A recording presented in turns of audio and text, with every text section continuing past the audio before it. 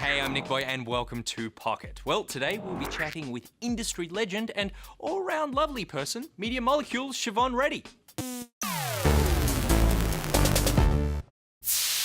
Right, Siobhan, thank you very much for joining us. Look, let's start with Tearaway, which comes out for PS4 this year. That's right.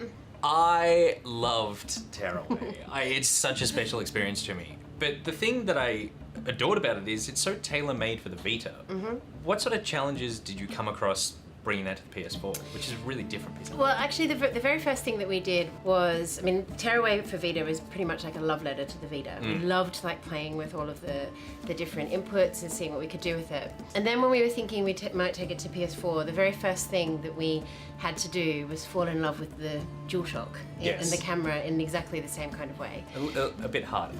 No, actually, no, because what you realise is that when you I think it's the same with the Vita. When you approach a bit of kit and you really look at it and you think, what are all of the things that this thing can do? Instead of approaching it from the other angle, which is, I just want to make this type of experience, you end up playing with it a lot more. And that was, so with the DualShock, it was like, right, we realized that there was so many things that it did really, really well, and the weight of it felt really good, and combining that with the camera, and then combining that with actually just the power of the PS4, and then having a big screen. All of those things combined just meant that as we started to do the game jams, we just realized things like the light is really cool. Yeah, it's a really connecting mechanic. We just realized that there was just lots of things. Lots of things to do. Untapped things. Everyone else is just using D-pads and... Yeah, I think we're very inspired by the Japanese team. Did you play the Playroom? Yes, yeah. So they were, when we saw what they were doing with the DualShock and with the camera, we as Media Molecule, we were like, yes. Actually, that's a very inspiring set of things. Because I think it's hard to not make that stuff feel like a gimmick, and that's actually why, besides the whimsy of Tearaway, and I'm a big fan of whimsy. There's not enough whimsy games, so thank you very much. No problem. But it never felt like it was a gimmick. It actually felt like it was really integrated. Yeah. Is that hard? Yeah, that's the hard bit, because a lot of editing has to happen. Yeah. So we start off by doing these long periods of game jams, which is when we start off, people have an idea, they have a constraint. So with the Vita version, it was, what can you do with the inputs? And with Tearaway and PS4, it was what can you do with the DualShock? Yep. Then people go off, try out different things, try out different ideas, and then there becomes a big editing process of some things which are really amazing and fun, but they just are a bit too gimmicky to add in. Yeah, right. And if you were doing them for repeated over and over again, then you're suddenly like, oh, this is so annoying. Yeah, so it has to feel something that's kind of natural and easy to do, so it doesn't break your flow. It's all about flow. Yes. Everything's about flow. Everything's about flow. At Media Molecule, you guys build your own engine, right? We do. So what's the thought process behind doing that as opposed to going with something like Unity?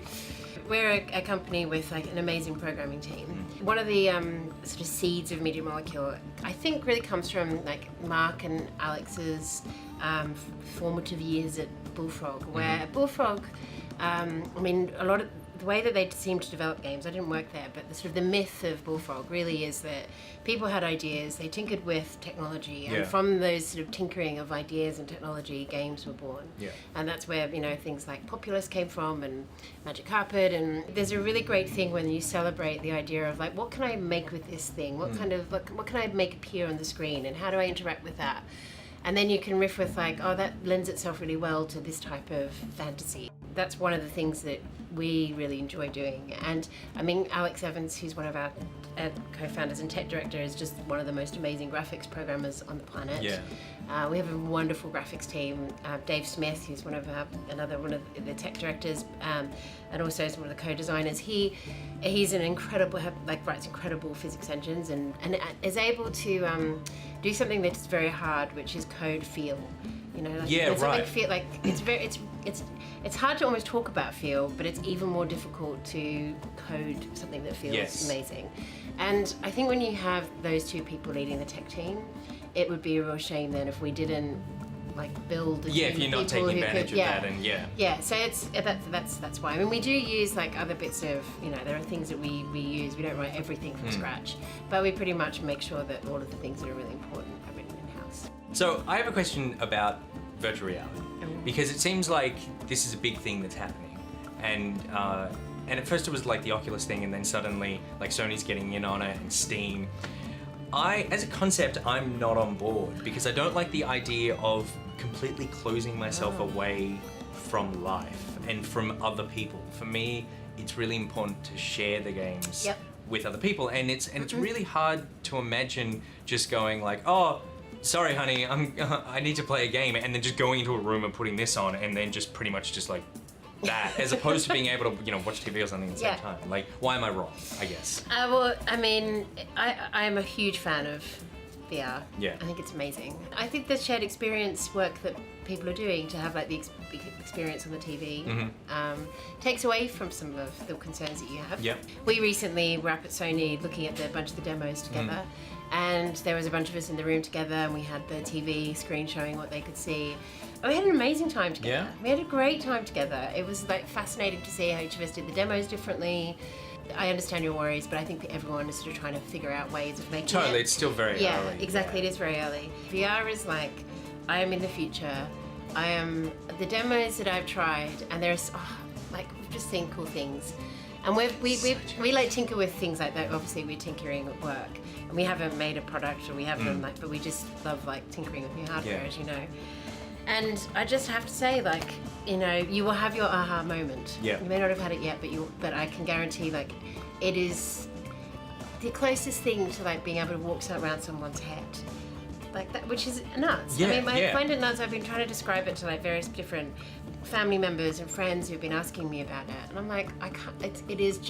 You're just so transported. Yeah, it's kind of like trying to explain the concept of time or something. Because it's actually like you need to just be there. Yeah, it's like we would just be here, we would be together, and I think that the thing I'm extra excited about is very different types of game experiences will come from it, and actually it may help really meld games and other forms of like literature and music and things together in a way that's new, a unique kind of art form. I think now is like the best time ever in the games industry because there are so many different types of experiences being made.